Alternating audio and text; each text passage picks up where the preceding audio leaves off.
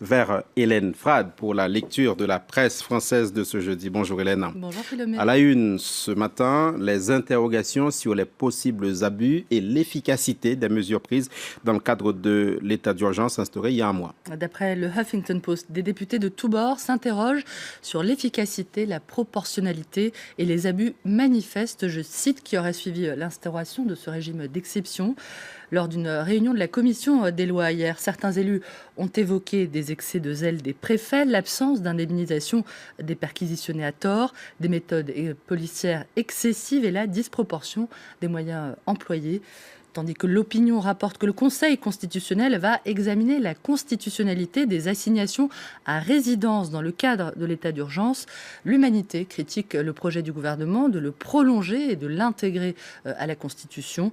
Un projet qui ferait courir le risque de voir s'installer un état d'exception permanent, selon le journal, qui évoque le Patriot Act américain et Guantanamo comme deux illustrations des dérives possibles de cet état d'exception. Et contrairement à ce qu'avait annoncé François Hollande, la déchéance de nationalité, elle, ne sera finalement pas inscrite dans la Constitution. Libération évoque un beau piège duquel l'exécutif semble avoir beaucoup de mal à se dépêtrer. Une belle galère dans la mesure où personne n'est prêt, à gauche, à inscrire dans la Constitution une mesure réclamée par l'extrême droite.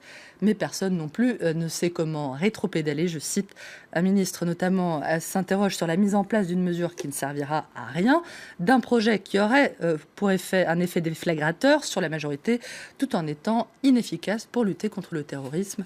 Hollande ne fera pas de nouveau déchu, annonce l'opinion, qui ironise, on le voit, sur la façon dont le discours présidentiel au lendemain des attentats de Paris serait en train de faire pchit.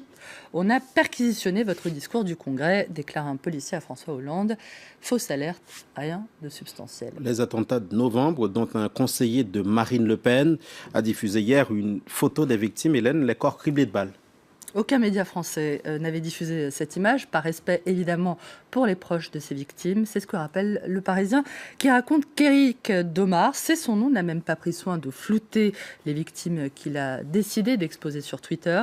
Marine Le Pen elle-même a posté sur le réseau social des images sanglantes diffusées par le groupe État islamique, relayant donc ainsi sa propagande. But invoqué par la patronne du FN, mettre un journaliste télé accusé d'avoir comparé le FN à l'organisation djihadiste face à ses propos. Manuel Valls a dénoncé une faute politique et morale. Le parquet de Nanterre a ouvert hier soir une enquête préliminaire pour diffusion d'images violentes. Manuel Valls et François Hollande qui seraient en train de chercher un salut à droite. Le Figaro affirme que le couple exécutif multiplie les appels du pied en direction du centre droit, une danse du centre jugée symptomatique des sinuosités idéologiques, je cite, d'un président qui promettait en d'autres temps de terrasser la finance pour émouvoir Jean-Luc Mélenchon, je cite. Autre quotidien, même photo, François Hollande et Manuel Valls ont un plan pour dynamiter la droite, c'est ce qu'assure cette fois Le Parisien. Le président et le Premier ministre entendraient profiter des dissensions actuelles au sein de l'opposition pour l'affaiblir encore d'ici la présidentielle de 2017. Quelle idée machiavélique, n'est-ce pas, Philomé ? D'où ce dessin de rançon qui montre le président s'adressant à Dark Vador, le côté obscur de la force. Bien entendu, personne ne doit savoir que je vous consulte. Et puis enfin, la Croix, Hélène, rappelle que l'hiver ne dissuade pas les candidats à l'exil de tenter leur chance en Europe. Les réfugiés sont toujours sur les routes, titre le journal qui rapporte, Philomé, que près de 3500 personnes débarquent chaque jour en Grèce depuis le début du mois de décembre. La crise migratoire sera de nouveau au menu du sommet des 28 pays de l'UE qui s'ouvre aujourd'hui à Bruxelles, indique la Croix.